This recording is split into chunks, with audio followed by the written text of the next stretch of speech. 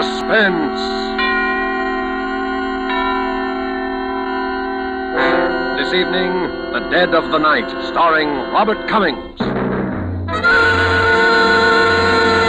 Suspense is presented for your enjoyment. This is the Man in Black, who tonight from Hollywood bring you in his first appearance in a radio drama, Mr. Robert Cummings. And so with the strange events which befell the young Californian named Jimmy Barton in The Dead of the Night, and with the performance of Robert Cummings, we again hope to keep you in suspense.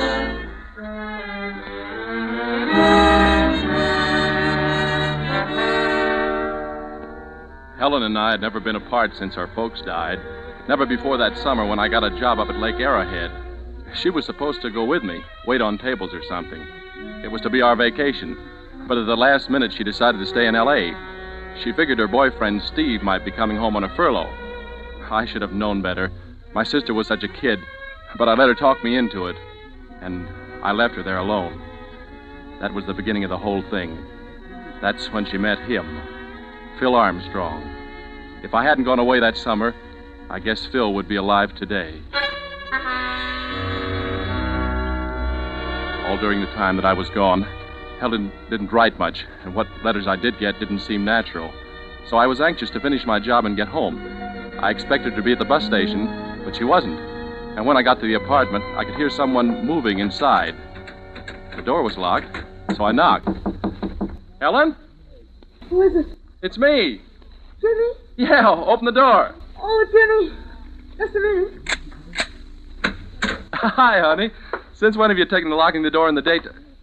Helen, what did you do to yourself? Your face. Were you in an accident? I fell, Jimmy. I fell and I hurt myself. Well, your eyes swollen shut. Let me look at it. Jimmy, I have something to tell you. Say, what are these suitcases doing here? You and I are going away, Jimmy. We've got to get out of here. I packed everything. We're going no place till you tell me what this is all about. Well, Jimmy, while you were gone, I got married. Married? You mean Steve was here on his furlough? No, Jimmy. Not to Steve. But you were engaged to him. Yes, I know. I got a letter from him right after you left. He married someone he met where he was stationed. Oh, Helen. Gee, I was pretty upset, Jimmy, and that's when I met Phil Armstrong. Oh, but gee, I think you might have... I don't even know the guy. No, neither did I. But I was unhappy. Well, you just don't go off and marry someone you don't know. Well, that's what I did, Jimmy. Now we've got to get out of here. Huh? Well, but why? Because there's been trouble. What kind of trouble? I'm afraid, Jimmy. It's terrible. He takes something. I don't know what. But sometimes he's crazy. Helen. Yes? Your face. You didn't fall. No. He did that. I'll kill him. He'll kill you. That's what I mean. That's why we've got to get away. Well, you can get a divorce, can't you? He threatened me if I even tried to get one. We'll put him under a peace bond. Well, what good would a peace bond be, Jimmy, if he killed one of us? So I let her talk me into running away. I guess I shouldn't have, but I knew that if I saw him after what he'd done to her... Well, anyhow, I'd saved my salary and I had some gas coupons. We didn't know where we were going, but we started out. I don't know what he'll do when he finds I've gone. Helen, don't you think we ought to go to the police? No, I'm afraid, Jimmy. I know him. I know what he'd do if he found out we'd reported him. But they'd protect us, Helen. They'd protect us. But what if he got to us before they got to him? And she looked so frightened, I thought it best to let her do it her way. We got to Santa Monica that night, and we stopped at a motel near the water. Well, a week slipped by, and Helen seemed to be forgetting. She didn't jump every time someone knocked at the door, and she began to get a nice tan. I managed to get a job. It was at McGuffey's Potluck Gallery at one of the shooting concessions on the pier. Then one night late, as I came home from work, I heard voices coming from our apartment. I knew who it was, and I knew that from what Helen had told me, it would be foolish for me to go in unarmed. So I ran back to the shooting concession. It didn't take long, but when I got back, the lights were out, and the sound of voices was gone. I tried the door. It was very dark, And then my foot struck something soft and heavy on the floor. I snapped on the switch, and the room was flooded with light. And I looked down into a dead man's face.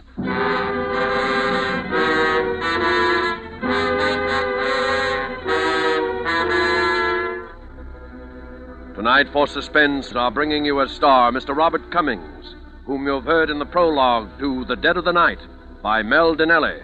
Tonight's tale of Suspense.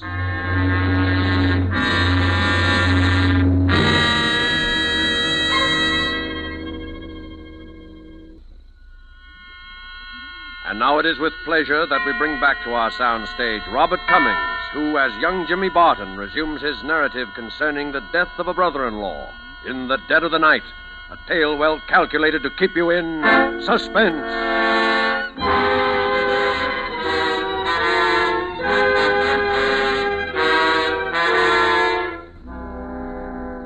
It's funny how in the biggest, the most important, the most terrifying moments of your whole life, you remember little tiny insignificant things. I remember that I set my alarm.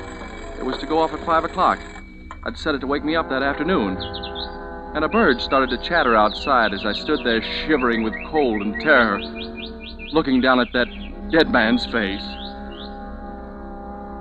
Although I'd never seen him alive, I knew this was Phil, her husband. There was a deep gash over his eye, and the blood still flowed from it onto the floor. I stepped over him and I ran into the bedroom. Helen! Helen! But there was no one in the bedroom, nor in the kitchen. And then I heard the front door open. Jimmy! Close that door, Helen.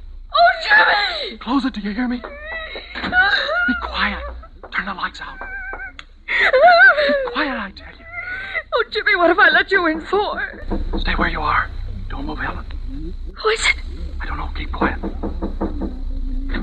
Jimmy! Oh, Jimmy, it's Mrs. Gordon. Shh. She's going to unlock the door. Oh, just a minute, Mrs. Gordon. I'll get something on. Jimmy, what's going on in there? All the tenants been complaining. Just some friends of mine, Mrs. Gordon. They were having a party. They're gone now. Jimmy Barton, you should be ashamed of yourself. Now open this door. I want to talk to you. Well, I'm not dressed. I was taking a shower. Well, slip something on. Well, I'm tired. I just was going to bed. Jimmy, I told you I wanted to talk to you. Now will you open this door? She has a pass key, Jimmy. All right, Mrs. Gordon. Just let me get some clothes on. I'll give you 2 minutes. I didn't know what to do. I knew she was determined to come in. Mrs. Gordon was a nosy old woman. She meant well. She'd taken it upon herself to mother Helen and me. She was always coming into the apartment with her pots of jam and her bowls of soup. I knew no matter what I said, nothing would stop her. What do we do, Jimmy? You got about a minute left. Helen, take him by the feet. Oh, no. Helen, take him by the feet. It's no use. It's no use. We started half dragging, half carrying him towards the bedroom. The rugs slipping along the floor as we moved. We'd just gotten into the bedroom, and then... Time's up, Jimmy. And as long as your good mother isn't here to look after you, I'm going to myself. We can't leave him here. She might come into the bedroom. Quick, the bathroom. Jimmy, where are you? What if she comes in here? Pull back those shower curtains. Jimmy, we can't. Don't argue, pull them back. Jimmy, I can't get his legs in. Shh. Here, I'll double them up. There. Pull the curtains together, quick. Jimmy, what's been going on in here? Why, look at my rugs. Has there been a fire? Just a minute, Mrs. Gordon. Jimmy, what's on this floor and on this gas heater? Is this blood? Jimmy. Get me a razor out of the medicine chest. Here. What are you going to do? Never mind. You stay here. I'm coming, Mrs. Gordon. Well, just as I suspected. You've been frightened, and you've hurt yourself. Now let me see your hand. Oh, it isn't bad, Mrs. Gordon. Oh, no wonder you didn't want me to come in. Where's Helen? She's out. She hasn't been here all evening. Well, let's look at that hand. Oh, it isn't bad, Mrs. Gordon, really. You let me see that hand. Oh, there. Why, Jimmy, this is a bad gash. Have you disinfected it? Yes, I have. Well, let me bandage it for No, you. but this towel's all right. It's not all right. Where are your bandages and things? In the bathroom? No. I mean, I don't have any. Now, you're just saying that, Jimmy Barton, because you don't want to be bandaged. You're not fooling me. I'm going right into the bathroom and get No, some... not the bath. I don't have any. Well, I'll just see for myself. No, Mrs. Gordon. Jimmy, why, you've dripped blood all over this floor. Here, let's look in this medicine closet. Uh-huh. There, I knew it. Here's some tape and some gauze, too. Mrs. Gordon, can't we just do this in the living room? No, we'll do it right here. Now, here's some alcohol. Come on, put your hand over here. We stood there, and she bandaged me, and I kept wondering where Helen had gone. And then I saw the shower curtain move slightly, and I knew. For a moment, I thought Mrs. Gordon had seen it, too. Jimmy, just look at that shower curtain. Yes. Goodness, you've smeared that with blood, too. Well, I'd better clean things up for you before Helen gets home. Why, you'll scare the life out of her. I'll clean it up, Mrs. Gordon. You've done enough. Thanks very much for taking care of this hand. Well, all right. If you don't want me to. Now, you'd better get some sleep. I'll see you in the morning. Good night, Jimmy. Good night, Mrs. Gordon. Oh, Jimmy. Helen. I had to hide someplace. It was terrible. I know. It was the only thing you could do. Jimmy! Yes? Jimmy, I forgot to tell you that I'm having some painting done tomorrow. So you'll have to be out of here early. It's hard enough getting painters these days without making them wait for the tenants to get up, you know. Yeah, all right, Mrs. Gordon. I'll be out first thing in the morning. Mm-hmm. Well, good night. Good night. Now we'll have to get him out of here. Yeah. Where'll we take him? I don't know. I've got to think. Here, Helen, you try and get some rest. Jimmy, let me go to the police. Let me tell them that I did it. Let me tell them what he was. They won't do anything to me. No. You try and rest. What time is it? It's about 6. 6. We've got 2 hours before the painters get here. What are we going to do, Jimmy? Let's see. So there's a car. No one will see us if we take him through the service porch into the garage. And what? I don't know, but that'll get him out of here anyway. I think I can do it alone, Helen. Listen, Jimmy, we're in this mess because of me. I'm going to help you. I'll be ready in a minute. When I went into the bathroom, the shower curtains were standing open. His legs had slipped from their cramped position and they'd pushed themselves into the room. He sat there with his head twisted down and his chin digging into his chest. I took a washcloth and it was awful. I wiped the blood off his face, just in case anyone saw us. They might think he was just sick. I tried to lift him, but I slipped, and his head made a hollow sound as it thumped down on the shower floor. Helen helped me get him into the luggage compartment of the car. Where are we going, Jimmy? Helen, won't you please stay in the apartment, please? No, I couldn't. I'm going with you. Helen, haven't you done enough? I'm going with you. Too late now to wish that I hadn't... Where'll we go? To the pier, the Santa Monica Pier. Beyond the concessions, you can drive a car on the end there.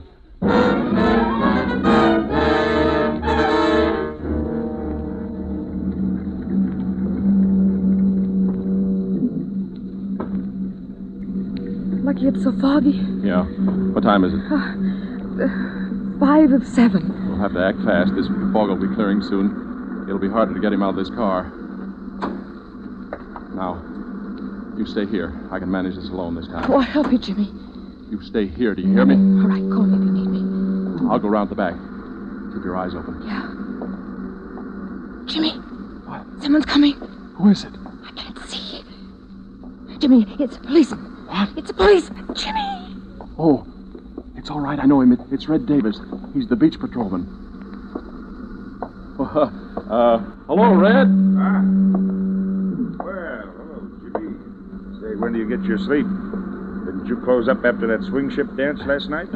Yeah, Red, but I couldn't seem to remember if I'd locked up the old shooting gallery, so I came over this morning to have a look around. I see. Oh, I'm sorry. This is my sister. Red, this is... Helen, this is Red Davis. How do you do? Hello. So you're an early riser, too, huh? Yes, Well, the fog's clearing up. It looks like we're going to get some sun today for a change, huh? Yeah. Well, I guess I'll be getting back. Think I'll try and catch a few more hours sleep. Well, so long. Yeah, so long. Oh, say, Jimmy. Yeah? Say, Jimmy, I have to take my wife over to the nursery today to pick up some plants and stuff, and I don't have a trunk on my car. I wonder if you'd let me have yours.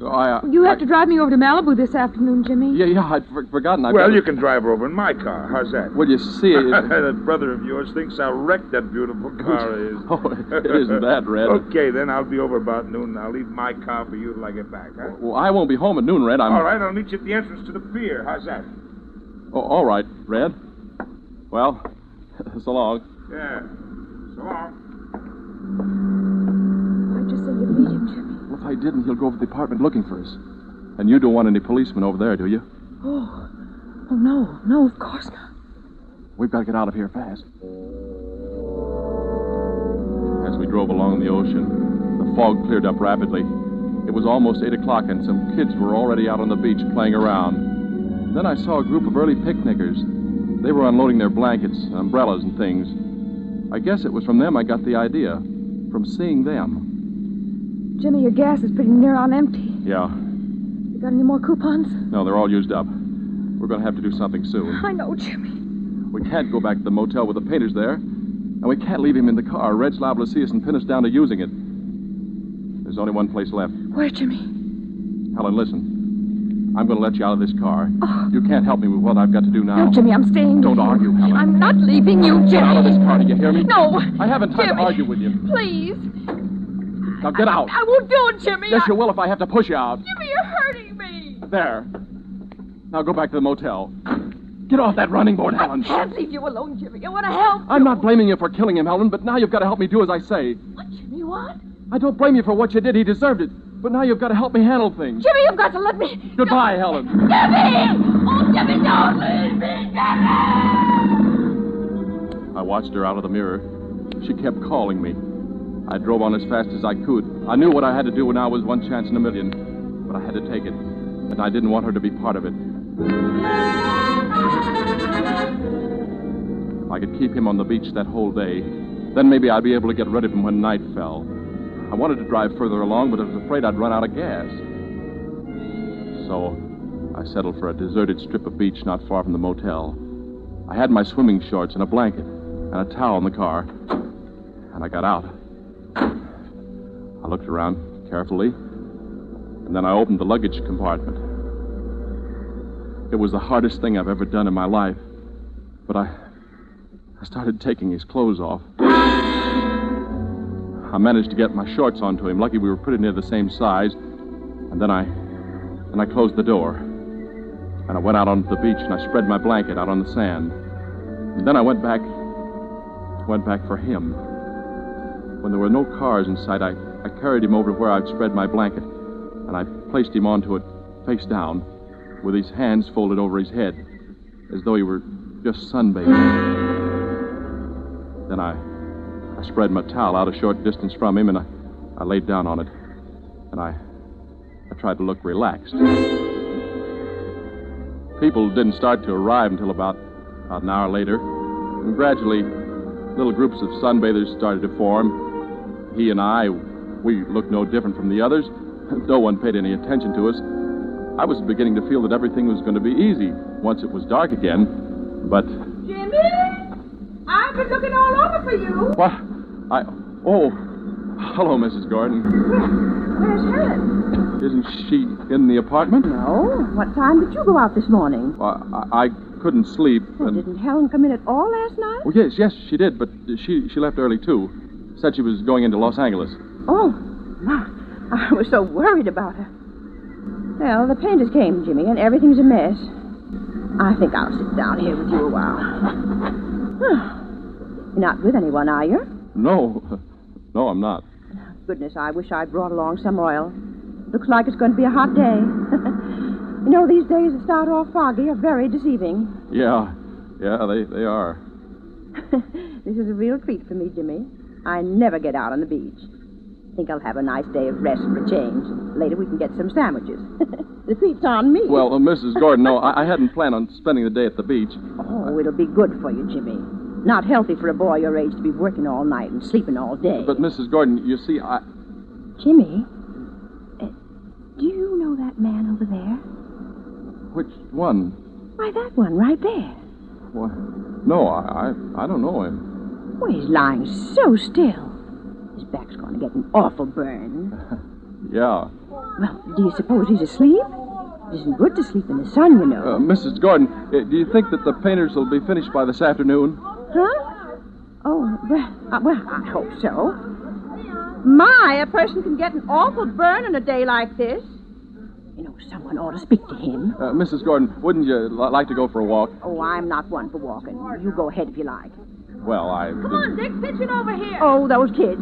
You children, stop that. You're getting sand all over me. Oh, sorry, No lady. need to play here. There's a playground over by the pier. Now you just get away from here. Don't pay no attention to her. She don't own the beach. Pitch it over here. Oh, coming at you. Uh-oh. You hit that guy on the pieces. There. Now see what they've done. They've hit that poor man. Now they'll get what's coming to them. Mrs. Gordon, sure you don't want to go up and get some sandwiches or something? I'll just stay Not here and... until I see those two hoodlums get what they deserve. Shh, quiet. Gee, I'm sorry, mister. Could we have her ball? Now, look at that. Ball's right in the crook of his arm. He's pretending he's asleep. He's not going to hand it to them, but just wait till they reach for it. He'll give them something besides their ball, all Oh, right. what are you waiting for, Dickie? It's our ball. Just take it. Oh, hey, mister, could we have... Go on, take it. Here, I'll get it. Thanks, mister. I got... What's the matter? Gee, he's cold. What'd you say? He's cold, lady. His arm's like ice. I just touched it. You probably hurt him. A little ball like this couldn't hurt anybody. Well, nevertheless, it did. Here. Now, let's have a look. And then she started moving toward him. I knew it was useless to try and stop her. And then she reached over and put her hand on his back. And suddenly she was screaming. This man is dead! He's dead, look at him! Before long, there was a crowd of people around us, and someone called the police. I wanted to run, but I knew that would be the wrong thing to do, so I just stayed there, numb-like, watching things. When the police came, they started questioning everybody. Mrs. Gordon was first. Why, he'd been there all morning. I came early, and he was here already. Just like that. You know, with his face down. Just like he was there anyone else around when you arrived? Around? Yes, Jimmy was here. He was here all alone with him. Weren't you, Jimmy? Yes, I was. Yes, you see, he was. Doesn't anyone know this man? Do you know him, I told you kids to keep away from here now. Did you hear me? We discovered him, didn't we? If it hadn't been for us... Yeah, and you don't even know a clue when you see one. Look at his fingernails. What's that? Oh, the child's right, officer. What's that? Now, just look for yourself. Let me see that. Yes. It looks like powder. Something flaky. Are you sure none of you people around here recognize him? Recognize him? Well, I've never seen him. Officer. Huh? Why, that blanket he's lying on. Why, it's from my motel. See, it's stamped right under where you moved his hand. Oh, dear. Look for yourself. See? It says Seaside Motor Cabins. Yeah. Yes. And you're sure he wasn't registered? Why, I'm positive. Is there anyone else around here from your hotel, from your motel? Jimmy, look. Jimmy! Jimmy! Here comes Helen. Look, she's crying. Mrs. Gordon, I asked if there was anybody around here from your motel. Huh? What's that? Oh, yes, Jimmy Barton here. And that girl. You see, she's his sister. They've been with us for several weeks. Jimmy, huh? Yes. What have you got to say, Jimmy? And suddenly everyone was looking at me, and at Helen as she ran towards us, and like a fool, I started to run too, in Helen's direction to ward her off. I didn't get far, however. Someone caught me by the arm. Jimmy, I've been looking all over for you. Don't say anything, Helen. Let me do the talking. Don't say anything. Jimmy, when you forced me out of the car this morning, you said you didn't blame me for having killed him. Helen, be still. Don't. Jimmy, I didn't kill him. I thought you had.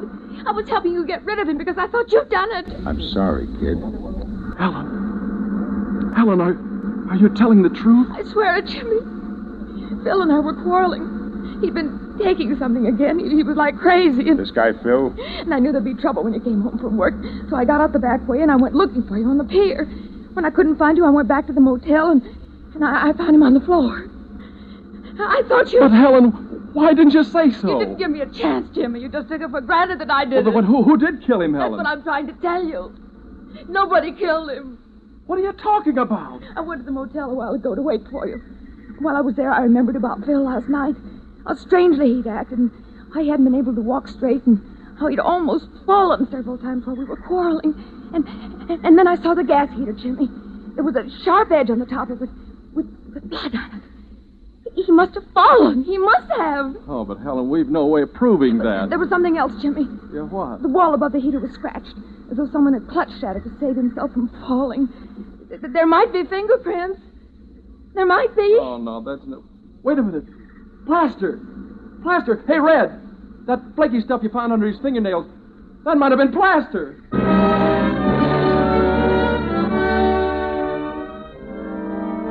And it was. Well, that's about it.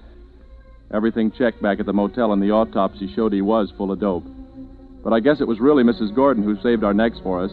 Besides talking so loud and so long that they'd probably acquitted us just to get rid of us, she did dig up a witness who'd heard Helen and Phil quarreling, and who'd seen Helen leave alone after he'd threatened her. Well, everything's all right now. Helen and I are beginning to forget.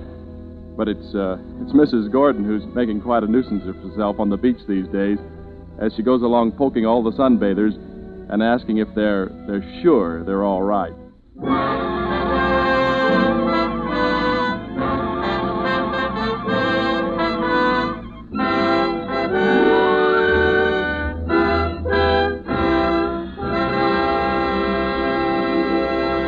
And so closes The Dead of the Night, starring Robert Cummings. Tonight's study in Suspense. Suspense is produced and directed by William Spear. Next Thursday, same time, Suspense. This is CBS, the Columbia Broadcasting System.